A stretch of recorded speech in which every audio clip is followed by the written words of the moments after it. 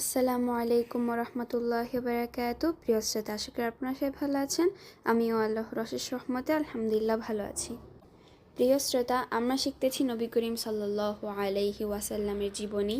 প্রিয় শ্রোতা, ভিডিওগুলো অনেক বড় হয়ে যাবে, তাই আমি ছোট ছোট পর্ব করে আপনাদের মাঝে নিয়ে আসতেছি। প্রিয় শ্রোতা, আমরা শিখতেছি নবী করিম সাল্লাল্লাহু আলাইহি ওয়াসাল্লামের জীবনী। আজ আমরা 16 নম্বর পর্ব থেকে শুরু করব ইনশাআল্লাহ। প্রিয় শ্রোতা, আল্লাহ তাআলা কোরআনে কারিমে সূরা নাহালে 106 নম্বর আয়াতে বলেছেন, যারা আল্লাহর সাথে কুফরি করে অবশ্যই তাদের করুণ পরিণতি হবে। তবে ঈমান আনার পরে কেউ যদি কুফরি করে মুরতাদ হয়ে যায়, তাদের পরিণতি আল্লাহর নিকট ভয়াবহ।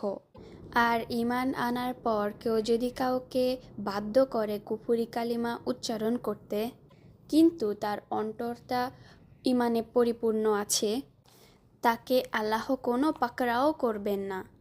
কেউ বিপদে পড়লে এটা জায়েজ আছে, আর কুফরি উচ্চারণ না করে অত্যাচার নির্যাতনের কারণে মৃত্যু হলে সেটাও জায়েজ আছে।